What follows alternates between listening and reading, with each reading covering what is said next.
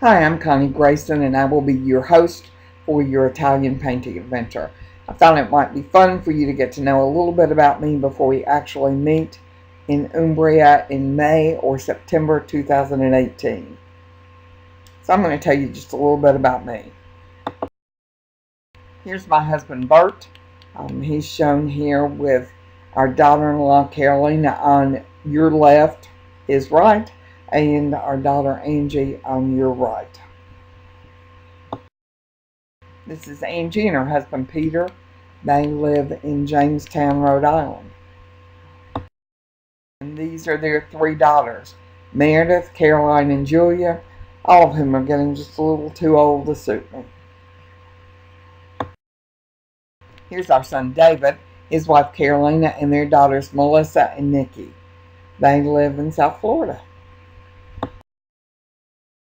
This is our daughter Paula, her husband Craig, and their son Louie.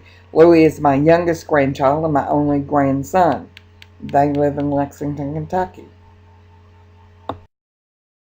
And here's youngest daughter Stacy and her husband Colin, who live in Nicholasville, Kentucky, where they own and operate Downtown Dog Spa, a spa-like pet grooming experience for your canine. It's a fun place. They're fun people. I left Brain World, my day job. I'm an attorney where I practice with Gullett and Grayson. This is a family practice that was started by my father in the early 1950s. After World War II, he came back, went to college and then law school, and began this practice. My brother practiced there, and my nephew currently practices there. But enough about practicing law. What I really like to do is make art. I like to do mixed media, high color, a lot of texture. I'm very interested in form and color and texture in my painting work. And I just enjoy doing it. My love affair with this part of Italy began in 2001 when my husband and I purchased this 200-year-old farmhouse named Kai Fiordi. We did this as sort of a midlife crisis adventure, which turned out to be just a marvelous and life-altering experience.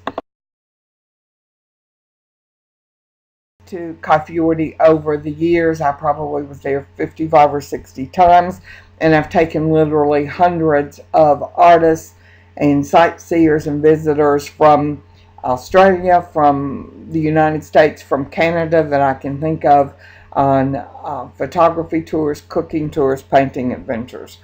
It's been a lot of fun, and I really enjoy showing off and introducing people to this part of Italy. It's just special.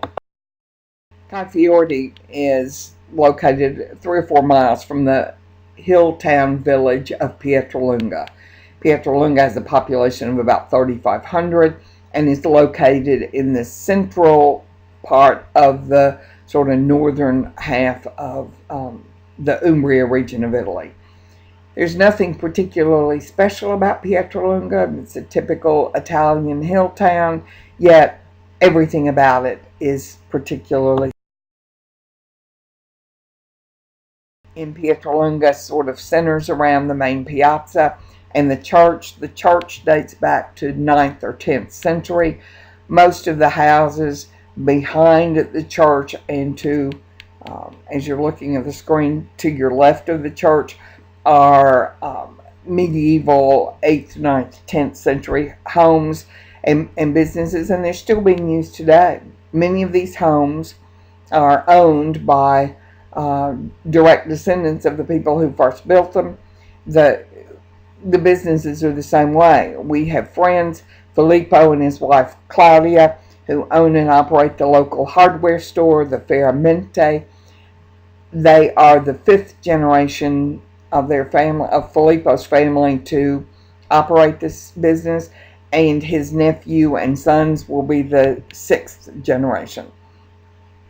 It makes for a great continuity of tradition.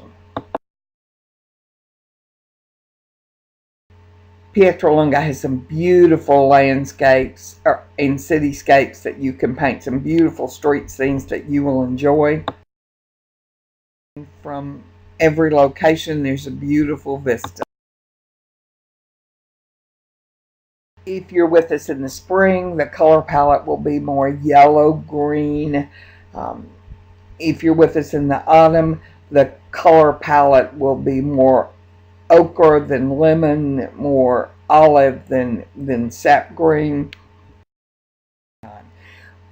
While you're in Pietralunga, you will be staying at Locanda del Borgo.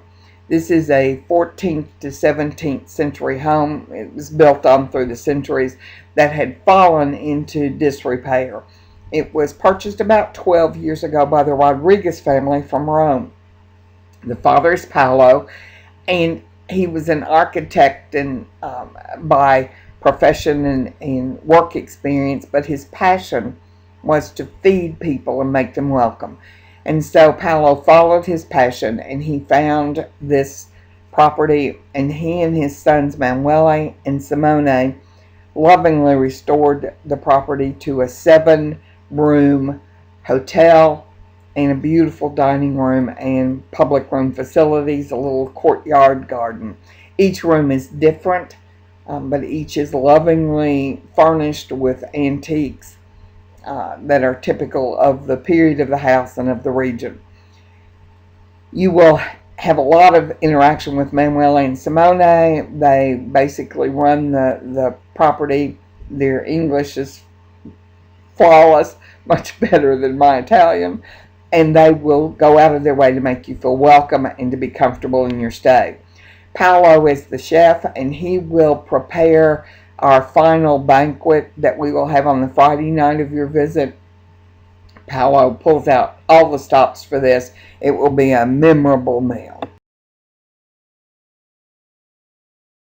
The last night of your stay, we will move closer to Rome so that we're convenient to the Rome airport, and you will stay at Zia Cathy's country home. This is an 18th century farmhouse that has been purchased by Cathy Urbani, our hostess, and her husband, and they operate the facility as a wedding venue and a bed and breakfast. We will have dinner on their terrace, a nice quiet night before we leave the next morning for about a 35-minute drive to the Rome airport. Cathy is Australian Italian. She was born, raised, and educated in Sydney, Australia. Her father, coincidentally, is from Pietralunga, the village you will have been in all week. He left Pietralunga after World War II, immigrated to Sydney for work, where he met a Sydney woman. They got married and had 4 daughters, Cathy being the oldest of the 4. After she left school, Cathy took a job as a flight attendant with Qantas Airlines, one of the Australian airlines. And because she was bilingual, she ended up with the Sydney-Rome flight schedule. On one of those flights, she met her husband. They got married and have ultimately begun and operate this facility. You will enjoy Cathy. She's delightful. The food's exquisite.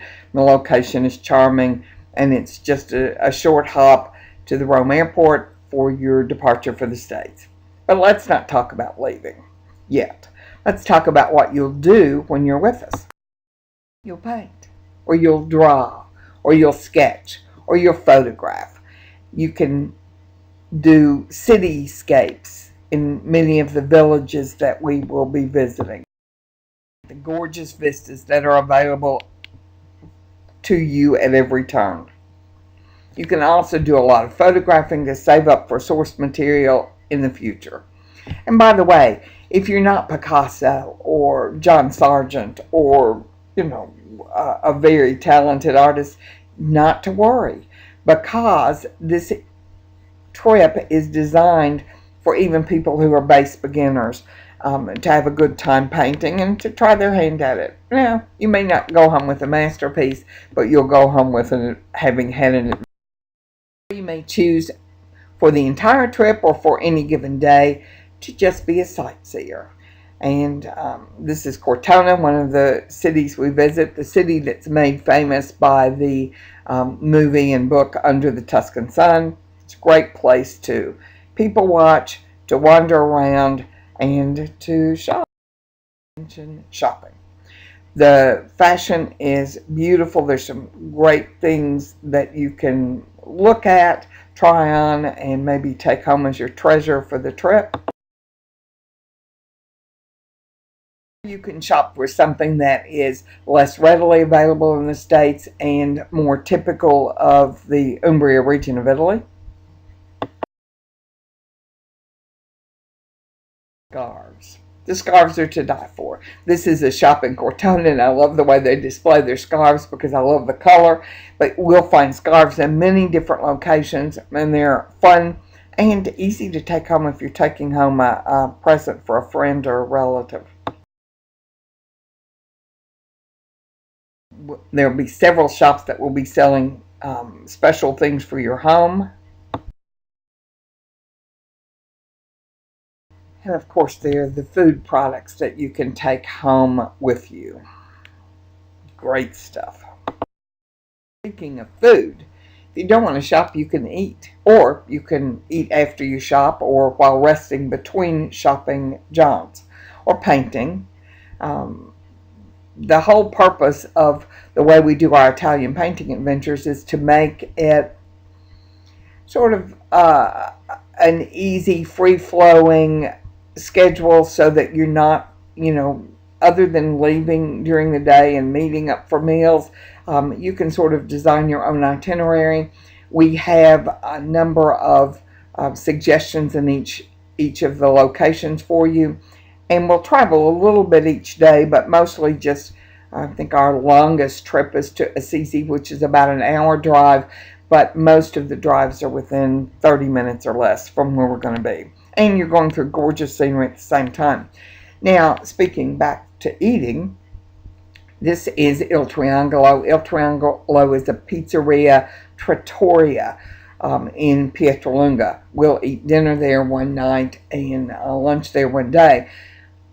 A trattoria is an informal restaurant where they're not white linen tablecloths. But the food here, Franco, the owner, cooks the pizzas at 9 in a wood burning oven, and the pizza selection is phenomenal. They also have a great selection of gelato. Gelato is the Italian ice cream. If you haven't had that, it's scrumptious. So we will have several opportunities to have gelato, but Il Triangolo is one of them. And every meal has to start with an antipasto. This is a typical antipasta. At the top of the plate there, you'll see the meats, and the cheeses. You'll see to your left as you're looking at it, bruschetta, which is basically a toasted bread that's got olive oil on it and some toppings. As you go around, you'll see bruschetta again. The one on the left has the tomato toppings. The one on the right has, looks like either a mushroom or chicken pate. You'll see their figs, and you won't get those on our spring trip because figs are not in season then. And one of the things that makes the Italian food so special, and like most Mediterranean food, is that they serve food grown locally and when it is in season. So that gives you a freshness that we don't always get in the States, simply because we're transporting food over such long distances. Pizza. This is the vegetarian pizza. It's got asparagus, corn, mushrooms, spinach, zucchini, and eggplant. So, and the crust is to die for. It's entirely different. It's a thin crust, and you can choose from usually 2 or 3 pages worth of menus devoted to pizza. So there's a lot of selections for you. It's great pizza. Whether you want to paint or to photograph or to sightsee or to shop or to eat or to do all of the above, the Italian painting adventure is for you. We hope that you'll join us. I look forward to meeting you in person. Talk to you later. Ciao.